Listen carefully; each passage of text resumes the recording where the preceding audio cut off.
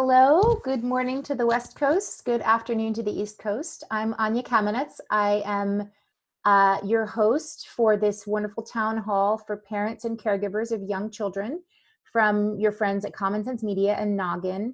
I'm an education correspondent for NPR, where I co-host the Life Kit podcast for parents. I'm also author of the book, The Art of Screen Time, How Your Family Can Balance Digital Media and Real Life. And before I introduce our wonderful panel, I want to give a shout out to our additional partners, Save the Children, Abriendo Puertas, First Five California, and the National Head Start Association. So we've gathered today some of our nation's leading experts to help you manage these really trying times with young kids. I've got my 3- and 8-year-old here in the house. Let's hope they don't bust down my office door. We're going to talk for 30 minutes or so and then take some questions. So without further ado, let's meet our great team of experts. We've got Dr. Madeline Levine, a New York Times bestselling author and psychologist. We've got Merve Lapus, the VP of Outreach at Common Sense Media. And we've got Stanford University pediatrician and professor, Dr. Ryan Padrez. Everyone please turn on your video and wave hello. Hi, everyone. And before we get going, you should know today is a companion event to a terrific special program that our friends at Noggin created with California Surgeon General Nadine Burke-Harris and Jamie Lynn Siegler, the actor and mom, as well as Dr. Jenny Radesky, the pediatrician.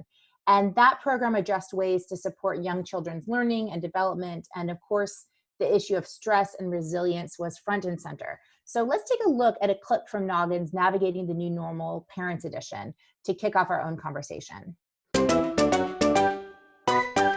Struggles parents are facing right now is stress.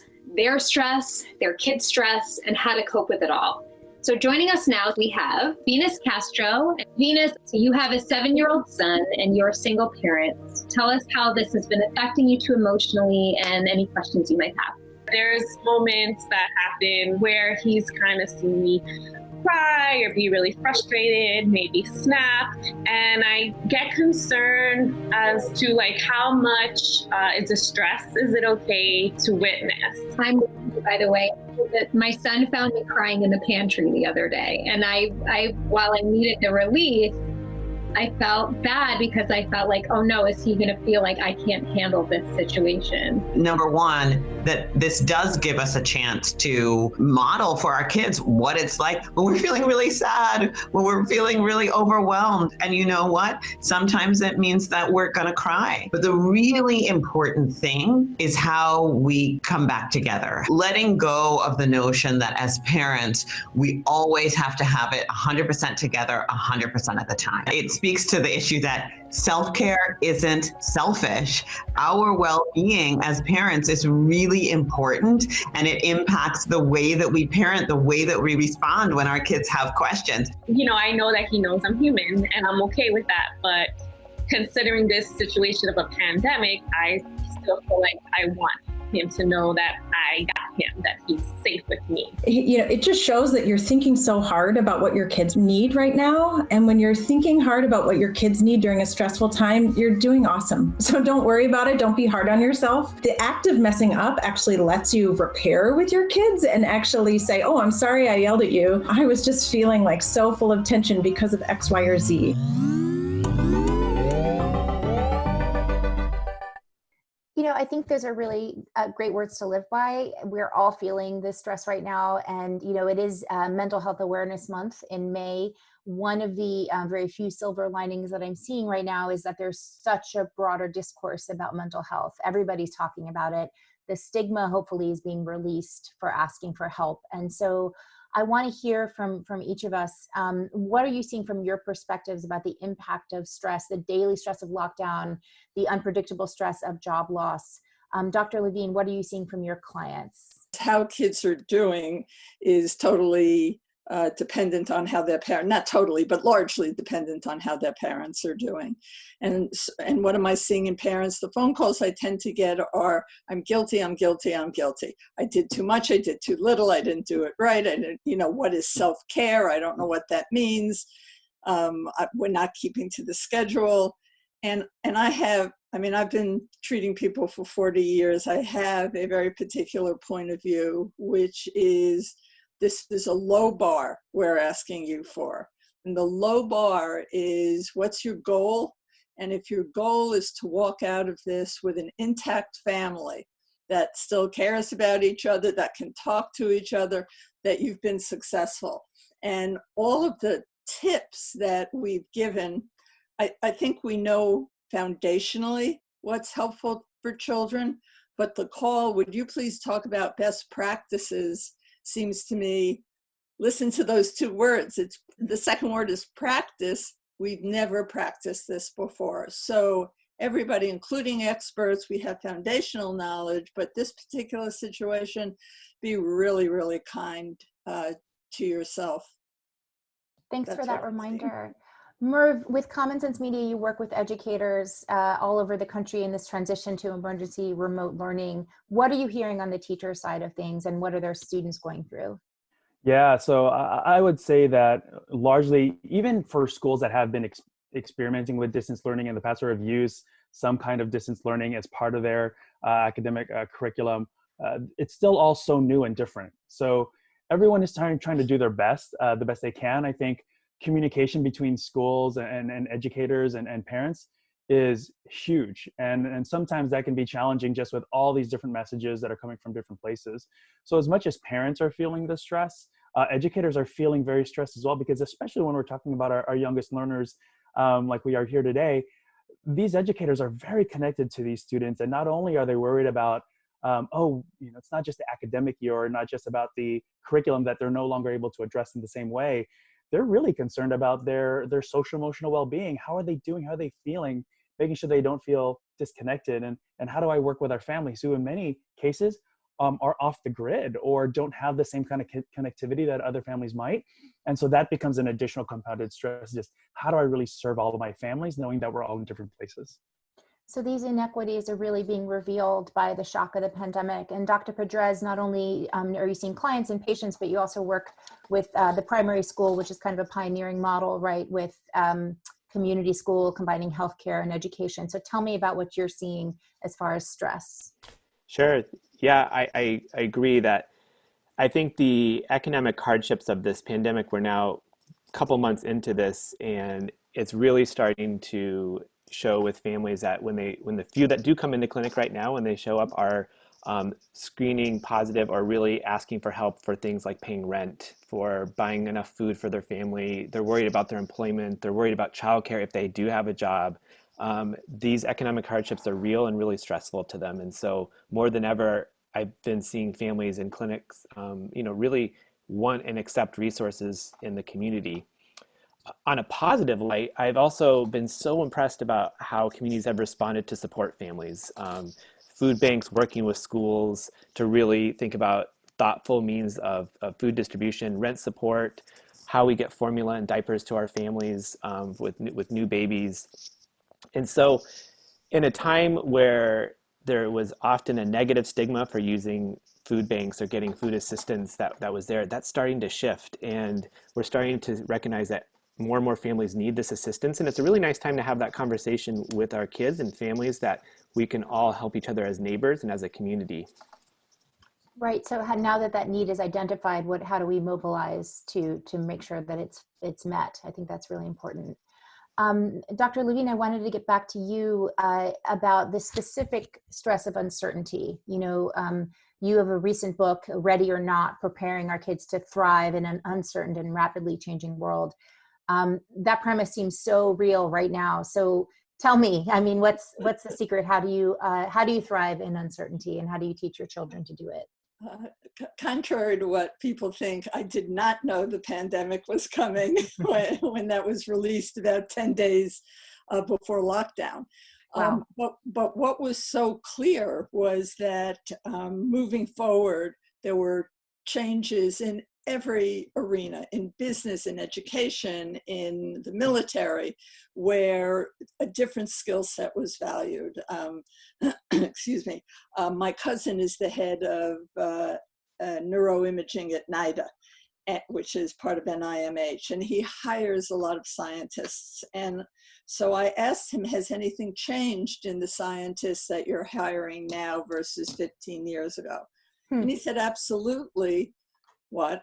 Content has gone to the bottom of my list. Now, that doesn't mean that content doesn't matter. Of course, content matters. But what matters just as much is the capacity to work with other people, to be creative, to fall down and get up again, to not only tolerate failure, but look for opportunities to iterate and reiterate.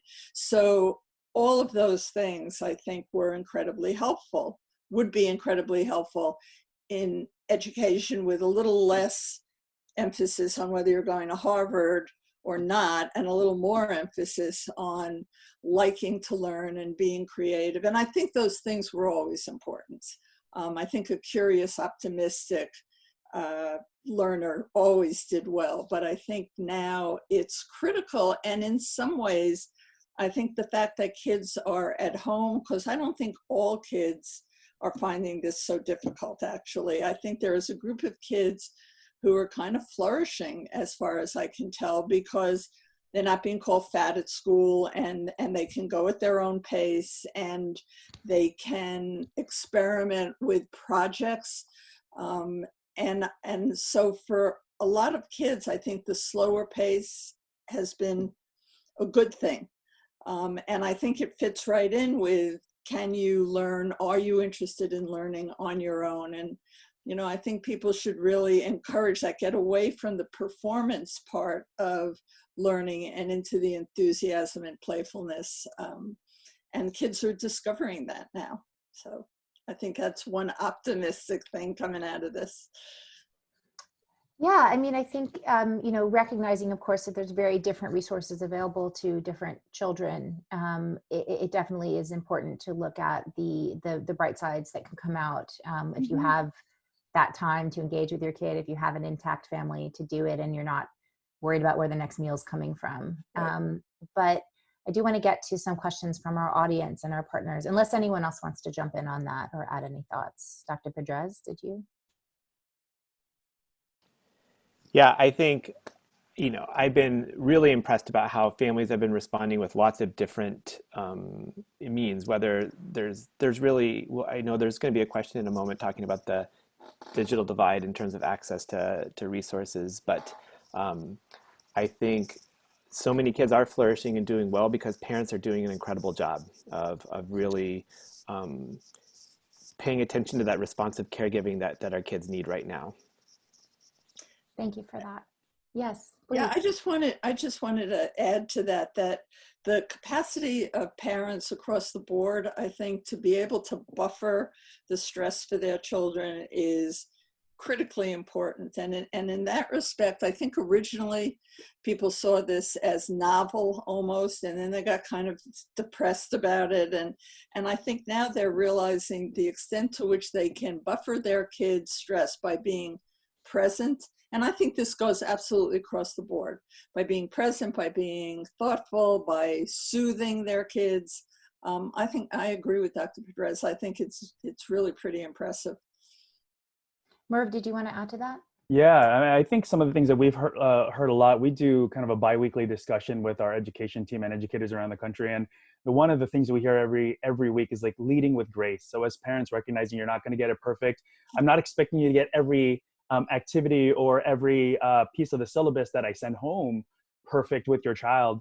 And knowing that, you know, parents are, you know, going to feel that same type of stress of trying to meet the needs of work if they're able to work from home, plus the instruction of their kids. And if you have multiple kids, I've got a 7 and a 9-year-old, they've got different curriculum that can connect, but I'm a educator as well. So it's like, for me, yeah, I get it, but I'm also working at the same time. So I think something that we've seen, especially in communities that have maybe not as much means, or even sharing a single device like a cell phone between 3 kids for all of their at home. I mean, that's really challenging. So we're seeing a lot of families, you know, really coming together and asking their older children to help out with their younger children. But the one thing as parents or caregivers we want to remember is that older child, we can't forget about them. Now that they've started kind of scaffolding down and helping out the younger kids, how do we help that kid who has a different sort of needs? So whether it's academically or thinking about their emotional well-being. We created wideopenschools.org or wideopenschool.org as a resource so that families can look at,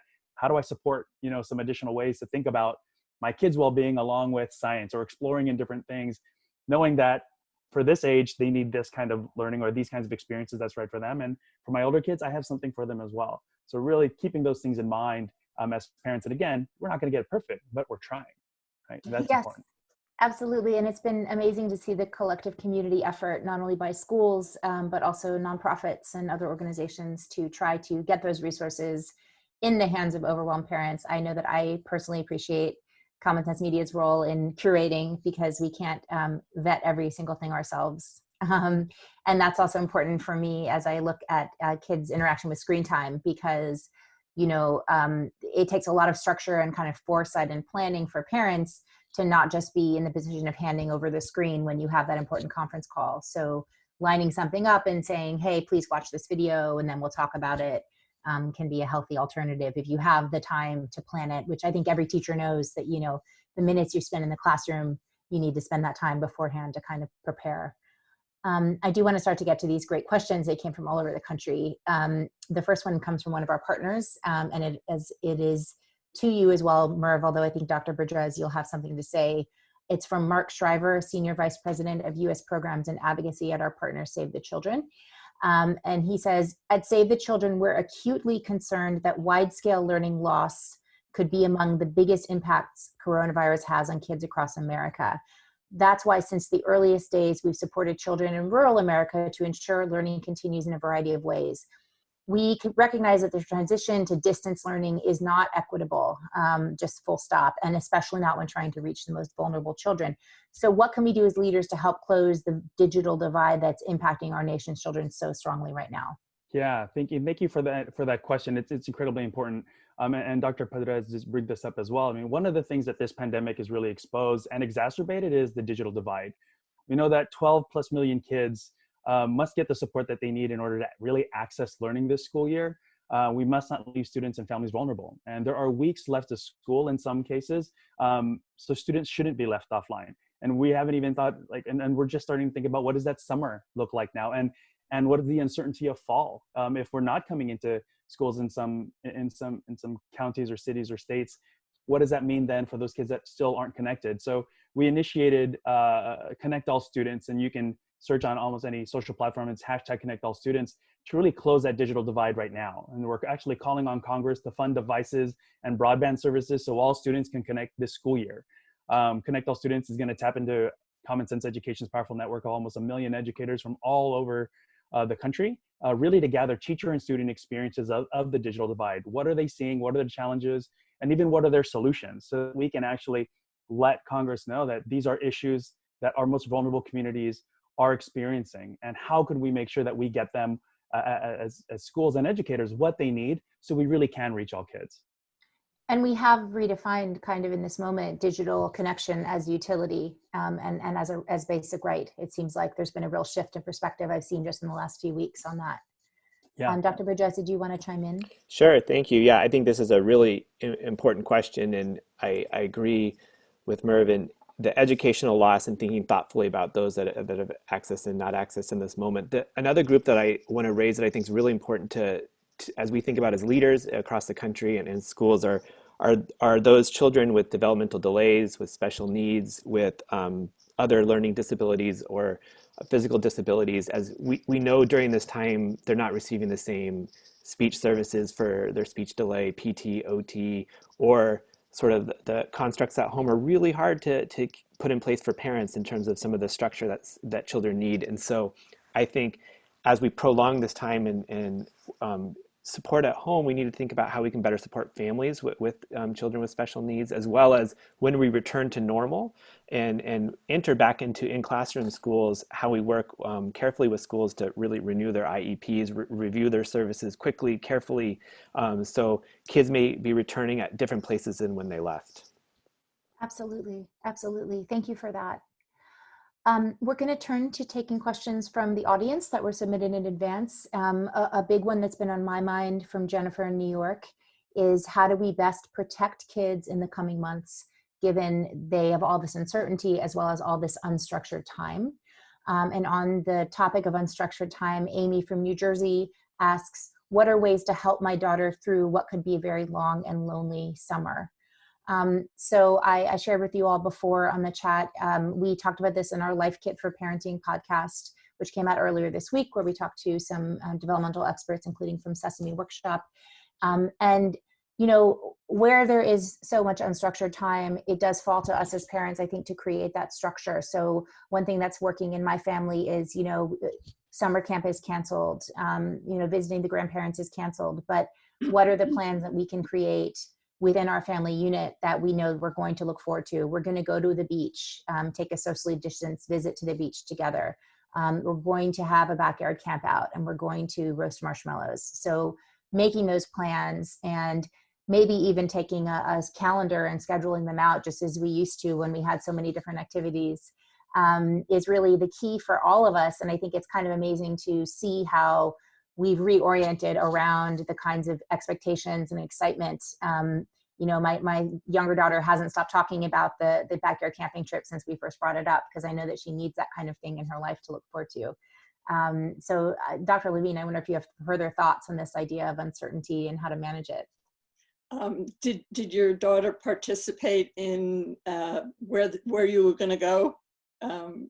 Well, it's a question of where in the backyard we're going to go, but yes. Yeah, right. It's like, you know, two things strike me, slightly off topic, but maybe not entirely. One is we're all being asked to sit with uncertainty. And we've never been asked to do that for such a prolonged period of time with no end in sight. I mean, many people have not. Some people have lived their whole lives that way. Right. So I think sitting with uncertainty is not easy. It's not easy for anybody. And I think we have to understand that physiologically, it's a problem for us. Cognitively, it's a problem for us. We need to figure out a couple of resources, because you can't plan everything. For sure, you can't plan it. You know, I was just interviewed about virtual vacations, and it was like, so I gave my ideas, and then I got a call back, like, my kid didn't want to go to Disneyland, and that's why I said, did she participate? This is virtually. So these kinds of things, you know, you got to play with them. Not every child's the same. You're going to have one kid who wants to go to Disneyland and one kid who can't stand Disneyland. You need structure. You need a really healthy dose of flexibility in with that structure. And I think what's happening, and I think this is unfortunate, everybody learns to deal with uncertainty over the course of a lifetime, right? Because that's what life is. Things don't go your way. I think we're being asked, kids at a really young developmental age, to be able to tolerate the anxiety that comes with uncertainty. And we don't know how that's going to end up. You know, maybe more resilient, maybe better coping skills. Hopefully, if they're guided around that with kind of calmness, you know, what do kids need? To be soothed, to be seen, to be stable, to be safe.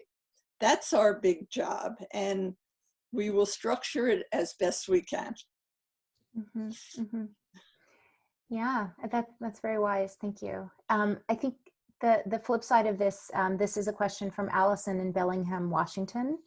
And she asked, I would love to hear suggestions on supporting children's mental health. And she specifically mentioned regression. So that's something I've heard from families in my community, you know, of all different ages, kids just regressing to a younger state.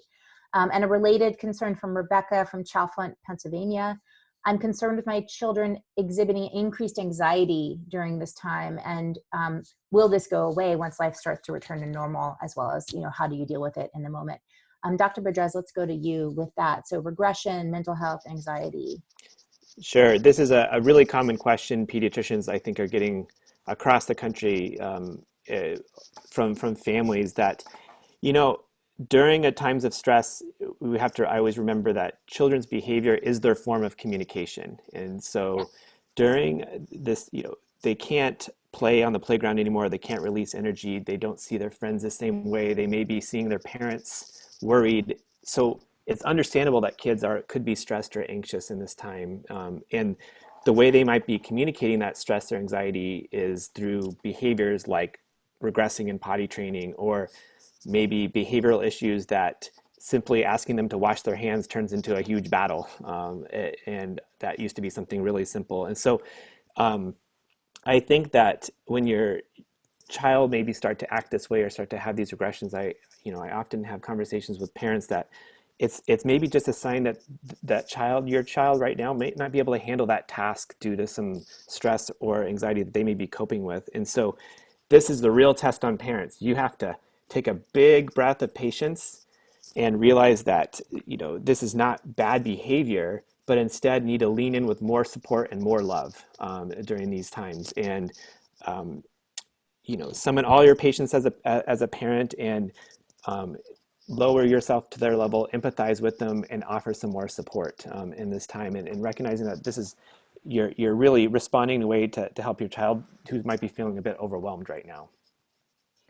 I mean, I think if there's any silver lining to that, and if I could just amplify those instructions, is we do have many of us have the gift of time. We're not rushing, at least, those who are not essential workers are not doing a daily commute.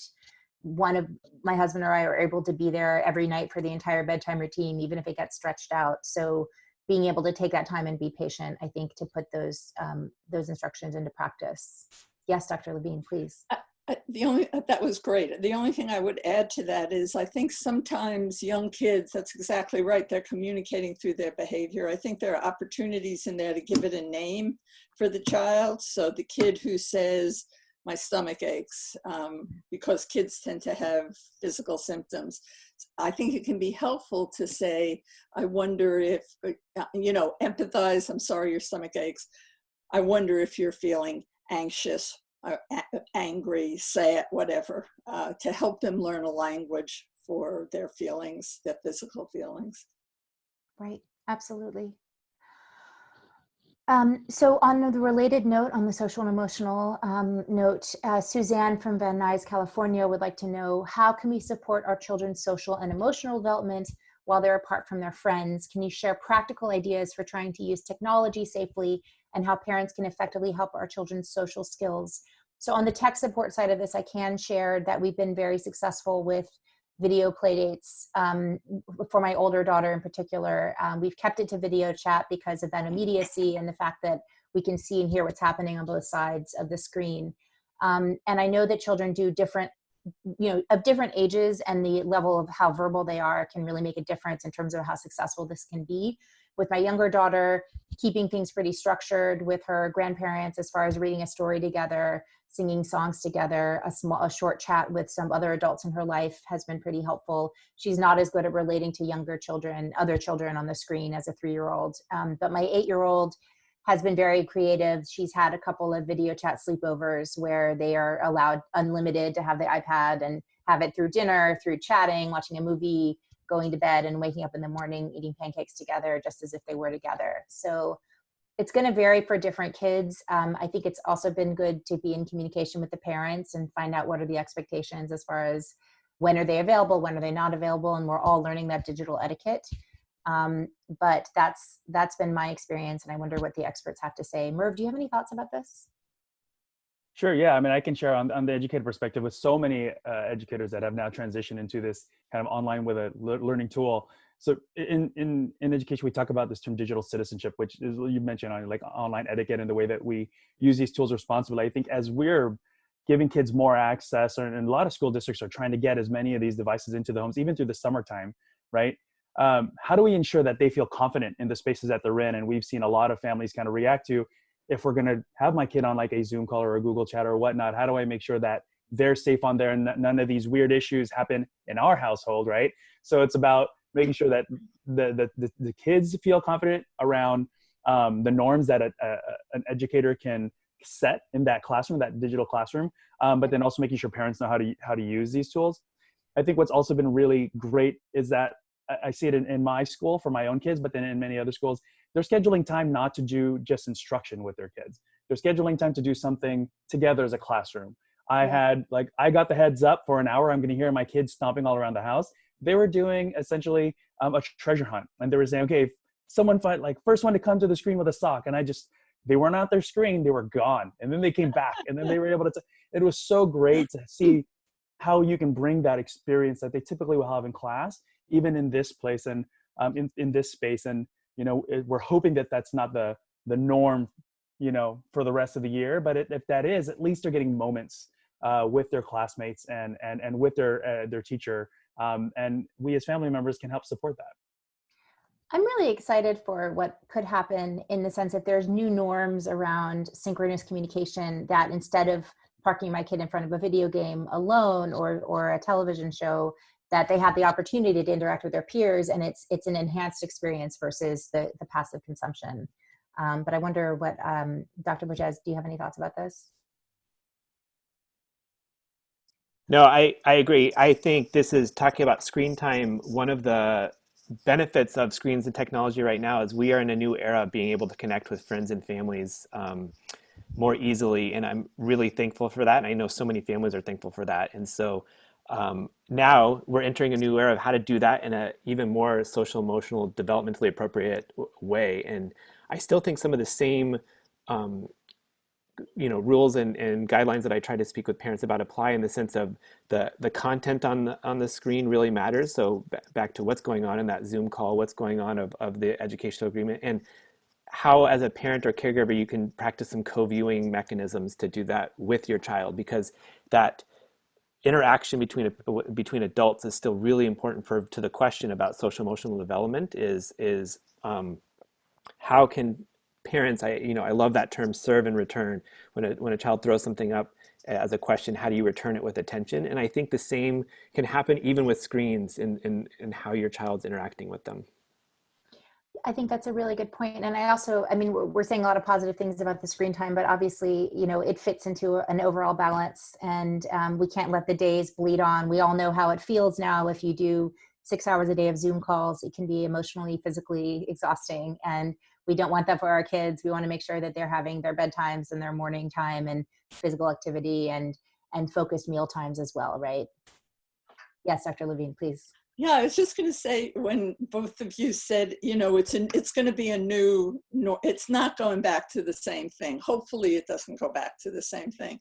And that in some kind of crazy way, it's an experiment in all the things we've known about kids, but haven't been able to implement. So kids are sleeping more, and kids are eating better if they have food, and kids are playing more, and they're not spending hours and hours doing homework that has been, Harris Cooper disproved that you need any homework at all in elementary school. So a lot of the things that have been pushed by a lot of people in the last 5 years or 10 years that people have found hard to do, I think it's an opportunity to take a look and see what part of this has worked really well for us. Maybe I'm going to insist that my kid get a good night's sleep because they're just less crabby, but it just, not only in terms of screens, but in terms of everything we know about child development. Hopefully there are things that will be taken from this that people have been preaching for decades and have been hard to implement. That's my hope. That's another really hopeful note. And it segues really well into the next pair of questions. Another Anya in Rocky Mount, North Carolina, asks, how should students and parents begin preparing for what the new school year might look like, and how might that affect them? And Jane from Woodland Hills, California adds, how do I feel safe sending my child back to school, and how will my child feel safe? This is something I've been doing a lot of reporting on, talking to different authorities, epidemiologists, as well as developmental experts. And, I think the things that are really hard about this, it's not going to look uniform all over the country. And as we're starting to see schools open up in different parts of the world, these social distancing restrictions make school very, very different on a social basis. So I talked to someone at a school in Denmark who said the children have figured out a way to play shadow tag where they're not touching each other. And that was a very sweet example, but it also made my heart break a little bit, because how do you tell little kids that they can't hug their teachers or hug their friends? Dr. Lapus, Merve, I'm sorry, tell me what you think, how do we talk to kids about what school is going to be like? Yeah, no, I'll go with the Dr. Lapus. That works for me.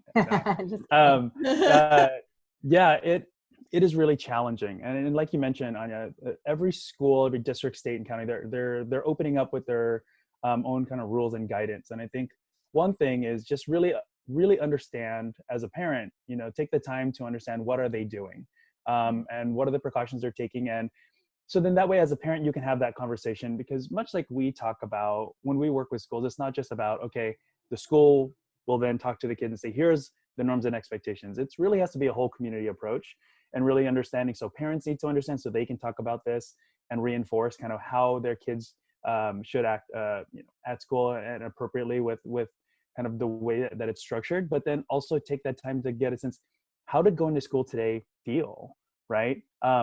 Did that distancing feel awkward? And if so, where can we find a way to kind of, bring that touch that maybe you weren't able to have because of the rules at school, and that means you hug your child 5 more times a day, right? Because all they can do is, shadow tag, which I think is actually a really cute idea, right? Mm-hmm. But it does change the dynamic and the norm, where developmentally kids are supposed to be socializing with their friends. We've already seen, even before this, many kids were spending more time on devices where their friends are, based. And most families didn't let their kids roam at night until, or outside until the lights came on. That was my rule. We don't let that happen anymore. So developmentally, kids are supposed to be with their friends, and now they're having to find different ways to do it. So we have to really keep that in mind and think about, lunchtime is not going to be the same lunchtime in many school places. So where do we find that opportunity to really get them the connection that they need, and then be able to have that discussion at home and at school? And it's a time to listen, right? We can look at the data and we can put out the policies and we can get them into schools, but we need to make sure there's also an opportunity to get feedback. Listen from our parents and their concerns, listen from our kids and their concerns, or even their ideas. Those solutions, kids, when you talk about like out of the box, there's no box to start with. And sometimes it's best to go to them and they can give us some really great ideas. Dr. Padrez, can you speak to the primary school and the concerns that you're weighing as you think about what the fall might look like? Sure. I think we're weighing the same. This is the golden question on minds of so many parents. Are schools going to reopen for in-classroom learning in the fall? And if they do, how can we do it safely so that that kids and staff can remain safe? And I agree with your comments and Merve's comments that it's really going to be a local response, as it's a really beautiful opportunity for schools to be working closely with their local healthcare authorities, because it's going to depend upon the epidemiology of cases in your area, the availability of testing, and the availability of the school to be able to implement evidence-based practices to keep people safe. And so there's already nice guidelines starting to emerge from the CDC, from our American Academy of Pediatrics, around, and those are some of the same guidelines we'll put in place at the primary school to keep our kids safe. And they're going to vary across the country, but they sort of fit in 3 buckets, which is, how do we decrease any sort of coronavirus from entering our school? So these may be things like staggered start times or others that are starting to emerge. How do we minimize the spread at school? So shadow tag is that sort of strategy. How do we think about limiting large assemblies, really making sure we implement proper cleaning protocols for daily cleaning of the school at night, and then maybe most importantly, we know it's likely going to reemerge, and so how do we identify cases quickly and be able to put the right sort of monitoring practices in place, which may include, if we keep some kids at home for a period of time, how do they virtually continue to participate in the learning that might be still going on? So those are some of the things that we're thinking about. And as this question came up, I have to also make a plug as a pediatrician that one trend that we're seeing right now is also the declining rate of vaccines that have happened over the last couple of months with this shelter in place. And it's understandable that parents felt nervous coming into the pediatrician's office or their family practice office to get their vaccines. But the numbers that came out from our CDC this last week showing the rapid decline in measles vaccines is really worrisome. Kids have been lucky to be fairly sheltered from this coronavirus, but we know that they're the most vulnerable population to a really, really infectious disease like measles. So one thing parents can do to sort of prepare to re-enter safely is this is a great moment to reach out to your pediatrician's office or your family practitioner's office and get your vaccines updated, as I know so many of my pediatric colleagues are really implementing safe practices and sort of procedures to do it safely. That's a great reminder. I'm definitely going to put that on my list of things to do. Don't stay away from the doctor's office. There's definitely a safe way to do it. There's one more, we have time for one more question as we're wrapping up here. And this is from Michael from Arlington, Texas. He asks for some general guidance around exposure to the news by age group. And he says, I have a feeling that there's at least a segment of the population that might have the news on nonstop. Actually, Common Sense Media put a number on this, as we reported not too long ago. 42% of parents of young children had the television on, if not necessarily the news, all or almost all the time. Is that right to your recollection, Merve? From what I recollect, yes, that is yeah. what we So found. It's very high. And we actually did a Life Kid episode about this, about talking to kids about scary stuff in the news. The scary stuff in the news back then was about natural disasters, war, school shootings.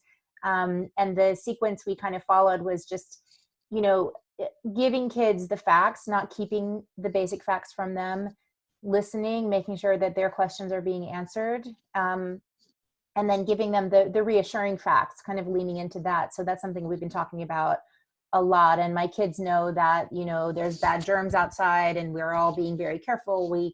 And also giving kids a sense of agency, that they can help by washing their hands. They can help by, staying away even when it's hard to do that. So, those are the basic ideas, but I would argue that, yes, news should not be on all day. This news is too disturbing to be on all day long. But that doesn't mean you can completely sequester kids, even when they're inside your house, from understanding that there's something really big going on, and they can make up bigger and scarier things in their minds than you could ever, even tell them. So I wonder what Dr. Levine's thoughts are about this. So I think for young children, you have to remember that kids think differently at different ages. So for really young kids who are still in kind of a magic world, and the Easter Bunny and Santa Claus and all those things are absolutely real. I think you keep it as, most of those kids aren't all that interested, frankly. I think you give them as much information as they seem to be asking for. I think having the TV on all the time is a terrible idea. It's just a terrible idea. I won't elaborate on that for multiple reasons. It's distracting, it's upsetting, it upsets the parents, who are then going to upset the kids. Little kids, less is more for little kids. They don't need a whole explanation of how you can't see grandma because grandma's in a high-risk group and she has COPD and we can't go over that. A young child doesn't need any of that information unless they ask specifically. And I think older kids really do benefit from being listened to, find out what their concerns are, answer them appropriately. I think the hardest group is kind of that group in the middle who really can't think yet abstractly. They can think logically, but not abstractly. And I think it's important to remember that things like sarcasm, and there's so much anger and sarcasm in what's going on, is not something they understand. So somebody wrote to me and said, I told my kid that he could have a sleepover if the world doesn't end. And she thought that was funny. The fact is, an 8-year-old totally misses the irony of it. So, so much of what we've talked about is know your own kid. We're always on panels like this talking about children, as if children were a homogenous group, which they absolutely are not. Most important thing is to listen and not have your own anxiety projected onto your kid. I know you're so anxious about this. Maybe not. That's a great point to end on. Our time is up. I'm amazed by all that you were able to share. I learned a lot. I got some solace. I hope everyone out there listening learned a lot and got some solace. We want to thank our partners, our friends at Noggin, our supporting partners, Save the Children, Abriendo Puertas, First 5 California, the National Head Start Association, and our amazing panelists, Dr. Madeline Levine, Merve Lapus, Dr. Ryan Padrez. And if you have been watching, or if you didn't catch the whole thing and you'd like to rewatch or share with other parents, other caregivers, this whole thing's going to be up on Common Sense's website as well as YouTube. And it will also be shared in our follow-up email to those who registered, along with some extra resources that we mentioned today. This series is returning next week at the same time, 10 o'clock Pacific, 1 p.m. Eastern. Conversations with Common Sense will welcome Lisa Damour, a psychologist, a best-selling author, and a New York Times columnist, as she discusses how best to make room for difficult emotions as we all continue to shelter in place. From my upstairs office, with my kids miraculously having stayed chill this entire time, I'd like to say goodbye. Have a great day.